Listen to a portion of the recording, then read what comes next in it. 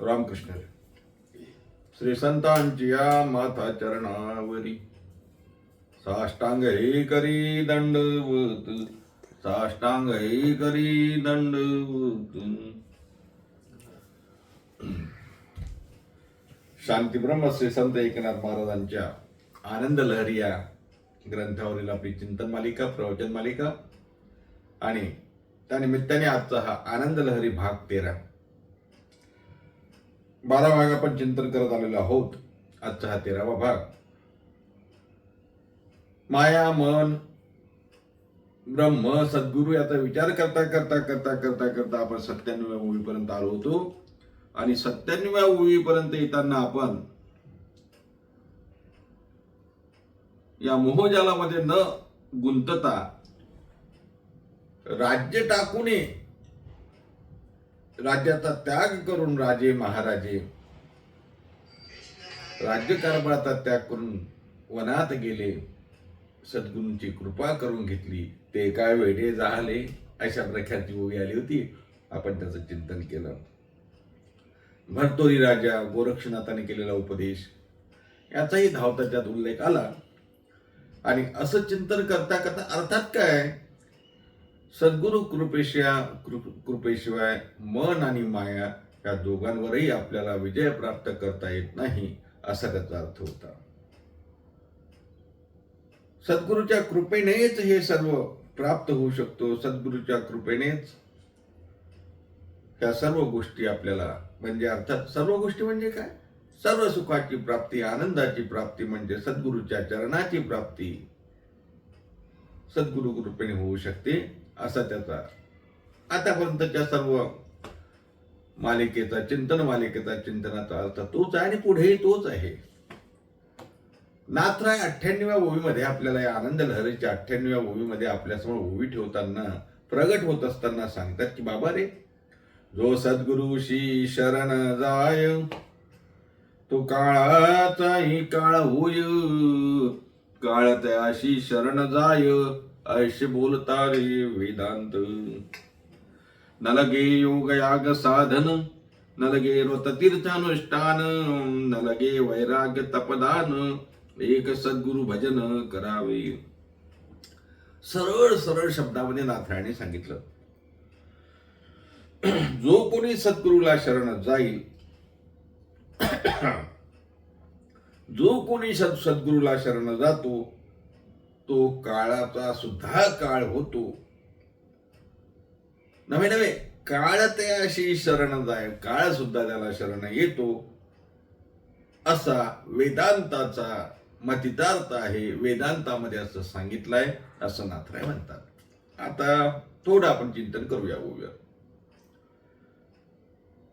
नाथराय म्हणतात, जो सद्गुरूशी शरण जाय तो काळाचाही काळ होय. आता काळाचाही काळ होणं म्हणजे काय, अर्थात मुळात काळ म्हणजे काय याचा विचार केला पाहिजे. काळ कशाला म्हणतात? काळ म्हणजे वेळ, काळ म्हणजे गती. आता तुम्हाला माहिती आहे, काळ वर्तमान काळ, भूतकाळ, भविष्यकाळ, present tense, past tense, future tense, नाही का. काळाचा विचार करताना ह्या तीनही काळांचा स्वामी कोण आहे? हा काळ आपल्या हातात आहे का? मला सांगा. आपल्या जीवनाची गती आपल्या हातात आहे. प्रगती म्हणजे आपली भौतिक प्रगती सोडा, तसा गतीचा विचार करताना हा काळ कोणासाठी महाराज थांबत नसतो. आजची वेळ उद्यासाठी थांबत नाही, कालची वेळ आजसाठी थांबत नाही. अहो कशाला, आताचा क्षण सुद्धा पुन्हा येणार नाही. का? तो निघून जातो. तो कुणासाठी थांबत नाही, तो आपलं गतिक्रमण त्याचं चालूच असते. असा हा काळ म्हणजे या काळावर आपण त्या ठिकाणी विजय मिळू शकत नाही. अर्थात कितीही मोठा असू द्या, कितीही श्रीमंत असू द्या, पण त्यांनी जर म्हटलं नाही आताची ही वेळ अशीच राहिली पाहिजे, हे क्षण जाऊ नये, हा काळ जाऊ नये असं वाटते, पण तो जातो की नाही? जातोच ना. आज उगवलेला दिवस मावळणार की नाही? मावळणारच, उद्या दुसरा येणारच आहे. अर्थात असं ही काळाची महिमा, असा हा काळ, या काळाचा सुद्धा काळ कोण होऊ शकतो? नाथराय म्हणतात, सद्गुरु श्री शरण जाय, तो काळाचा ही काळ होय, काळ त्याशी शरण जाय, ऐशी बोलताय वेदांत. वेदांत सांगतो महाराज, काळ सुद्धा त्याला शरण येईल. मला वाटते कबीर महाराजांचा अभंग आहे ना, काळ गुलाम सलाम करी, काळ गुलाम सलाम करी, नाही, मैं गुलाम तेरा, असं एक अभंग आहे. आणि हा तर तुकोबा आहे, काळ गुलाम सलाम करी, तुका घरी नांद तसे. म्हणून हा काळ सुद्धा ज्यांना शरण जातो, कशामुळे? कारण सद्गुरूची कृपा झाल्यामुळे. आपल्याला प्रमाण माहिती आहे, काळा सुटे पळ जाते दुरी ते सकळ, सुखे नाचा हो कीर्तनी, जय जयकार ध्यानवाणी. सद्गुरूच्या भजनामध्ये, सद्गुरूच्या गुणगान करण्यामध्ये, सद्गुरूचं भजन करण्यामध्ये जर काळ व्यतीत घातला तर काळ सुद्धा आपल्याला शरण येतो. महाराज म्हणतात, तसा हा काळ तुम्हाला सांगू का, कोणासाठी थांबत नाही महाराज. पण आपण जर भजन, पूजन, नामस्मरण, देवदर्शनामध्ये जो काळ व्यतीत करतो ना, त्या काळाची गिनती काळ करत नाही असं म्हणतात. आपण प्रवचन ऐकतो, प्रवचन करतोय, कीर्तन ऐकतो, कीर्तन करतोय, देवपूजा करतोय, नामस्मरण करतो, हा जो काळ आहे ना, हा आपल्या आयुष्याच्या गिनतीमध्ये पकडला जात नाही. म्हणून महाराज सांगतात, हा काळ आहे ना, हा काळ भगवत भक्तीमध्ये, सद्गुरूंच्या भक्तीमध्ये व्यतीत केला पाहिजे. महाराजांचा सुंदर अभंग आहे. महाराज म्हणतात, काळ साराव चिंतने, काळ साराव चिंतने, एकांतवासी गंगा स्नानी, एकांतवासी गंगा स्नानी, देवाच्या पूजने, देवाच्या पूजने, प्रदक्षिणा तुळशीच्या, काळ साराव चिंतने. हा काळ चिंतनामध्ये आपण व्यतीत केला पाहिजे, चिंतनामध्ये घालवला पाहिजे महाराज. आणि म्हणून कारण काय माहितीये का, हा चिंतनामध्ये घातला, सद्गुरूच्या भजनामध्ये घातला, तर त्याच्या एवढा चांगला काळ कुठलाच होऊ शकत नाही. तोच काळ धन्य आहे. महाराज म्हणतात ना, धन्य काळ संत भेटी, पायी मिठी पडली ते, संध्याच्या सुटल्या गाठी, संध्याच्या सुटल्या गाठी.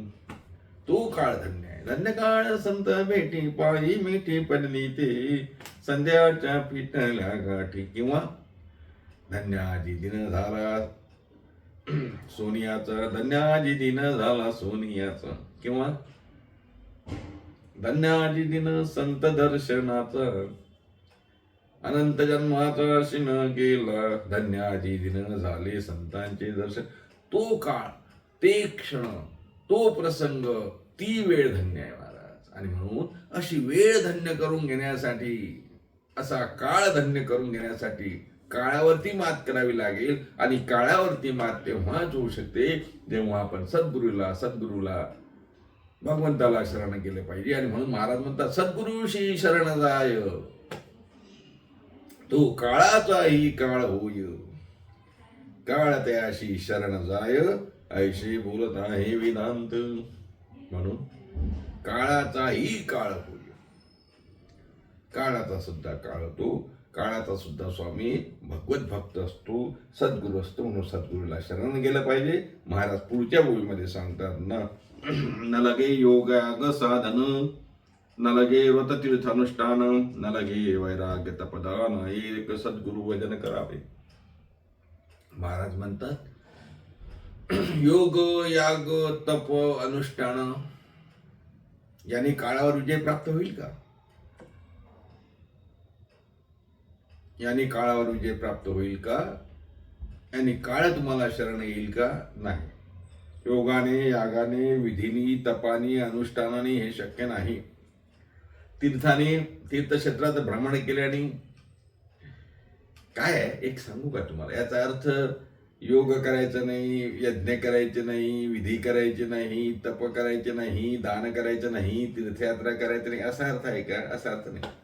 पण या माध्यमातूनच आपल्याला गुरुची महती करते आणि आपण गुरुला शरण जातो. गुरुपर्यंत पोहोचण्याचा हा मार्ग असू शकतो. पुण्य संपादन करून त्या पुण्याच्या बळावर गुरु प्राप्त होऊ शकतात. पण एकदा का सद्गुरू प्राप्त झाले, सद्गुरूंची कृपा झाली, सद्गुरूंना शरण गेले की मग या अनेक साधनांचा तिथे काहीही आवश्यकता नाही. करू नका असं नाही, पण आवश्यकता नाही. महाराज म्हणतात, न लगे योगयाग साधन, न लगे व्रत तीर्थानुष्ठान, न लगे वैराग्य तपदान, एक सद्गुरु भजन करावे. हरिपाठामध्ये आपण चिंतन केलं ना, योग याग विधी ये नेनो हे सिद्धी वायाची उपाधी आहे ना. चिंतन केलं की नाही? चिंतन केलं ना, तेच आहे ते. योग याग किंवा जपतप कर्म क्रिया नेम धर्म, जपतप कर्म क्रिया नेम धर्म, हे सर्व प्रमाण आपण हरिपाठामध्ये रोज वाचतो, रोज म्हणतो, रोज गातो. याचा अर्थ आपण समजून घेतला पाहिजे. याचा अर्थ आपण समजून घेतला पाहिजे की बापाला त्रिवेणी संगमी नाना तीर्थे भ्रमी चित्त नाही नामी तरी ते अर्थ. अर्थात या सर्व साधनांच्या अनेक साधना आहेत. महाराज भागवत प्राप्तीचे अनेक साधनं सांगितले, परंतु खऱ्या अर्थानं काळावरचं विजय मिळवणारं साधन, ब्रह्मप्राप्तीचं, आत्मज्ञान प्राप्तीचं, ब्रह्मज्ञान प्राप्तीचं साधन कोणतं असेल तर ते सद्गुरूला शरणणार आहे, सद्गुरूची प्राप्ती करून घेणं आहे. महाराज वर्णन करतात, न लगे योगाग साधन, न लगे व्रततीर्थानुष्ठान, न लगे वैराग्य तपदान, एक सद्गुरु भजन करावे. अनेक कर्म केली पाहे, तपे राज्य प्राप्त होय, राज्यांती नरक होय, ऐसे बोलत आहे वेदशास्त्र. का म्हणे? चांगले कर्म केले तर उद्धार नाही का? महाराज म्हणतात, चांगले कर्म केले तर पुण्य प्राप्त होईल. पुण्य प्राप्त झालं तर तुम्हाला त्याचं फळ मिळेल, राज्यपद मिळेल, तुम्ही राजे व्हाल, आमदार व्हाल, खासदार व्हाल, मंत्री व्हाल. पण काय होईल नंतर? राज्यांती नरक होय ऐसे बोलत आहे वेदशास्त्र. आणि मग पुन्हा त्या लोभाच्या पायी, मोहाच्या पायी गुंतून जाल, भ्रष्टाचारात गुंताल. तुम्हाला एखादी सत्ता मिळाली, पैसा मिळाला, शांत बसाल का? नाही मिळत. माणूस शांत बसत नसतो.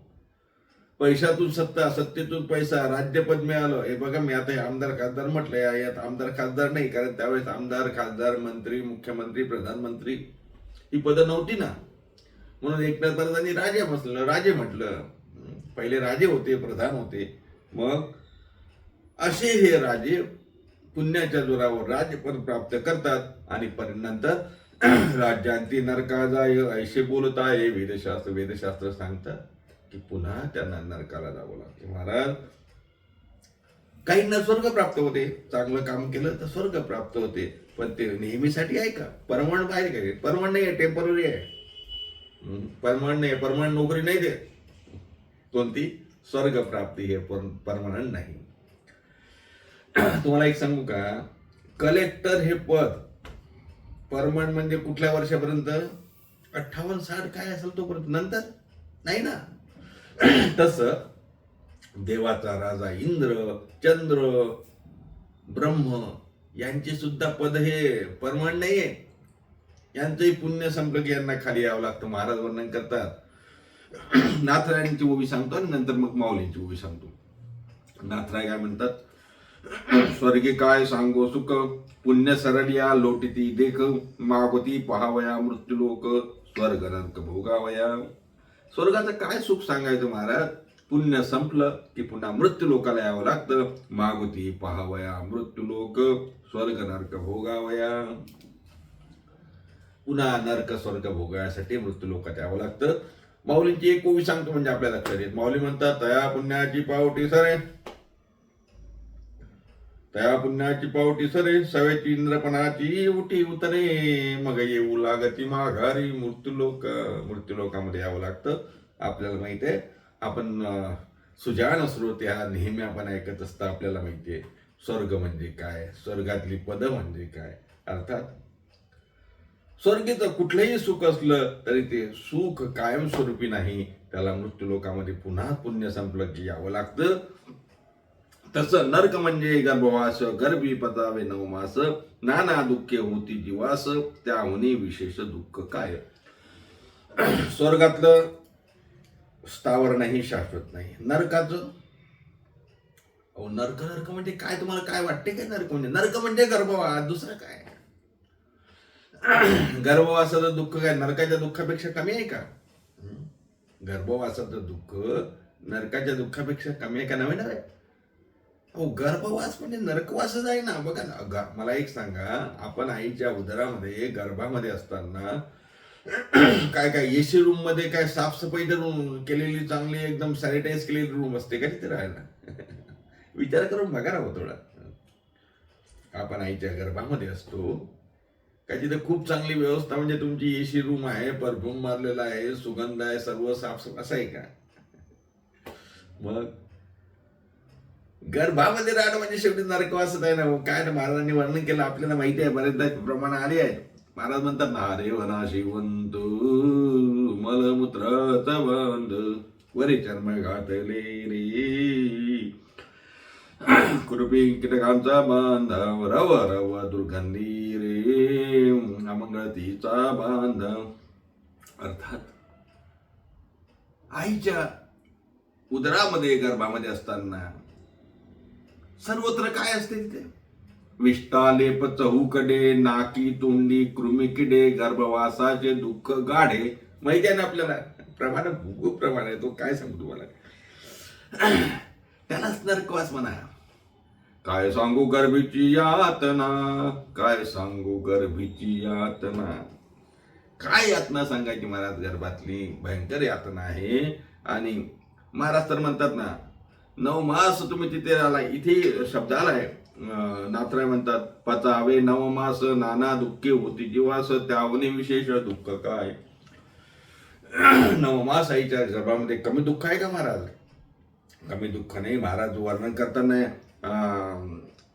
एका अभंगामध्ये, म्हणजे मदालसीच्या एका अभंगामध्ये आलाय, आपल्याला माहिती आहे, 9 मास कष्टलाशी धावणी प्रसूत झाली. किंवा गर्भवासाचं दुःख किती गाढ आहे सांगताना महाराजांनी सांगितलं, अरे बाबा, विष्टालेप चौकडे, सर्वत्र विष्टालेप चौकडे, पाणी, दुर्गंधी, यातच राहावं लागतं ना. आणि मग हेच गर्भवासाचं दुःख म्हणजे नरकवासाचं सुद्धा दुःख आहे. म्हणून महाराजांनी वर्णन केलं, नरक म्हणजे गर्भवास, गर्भी पचावे 9 मास, नाना दुःखे होती जीवास, त्यावनी विशेष दुःख काय.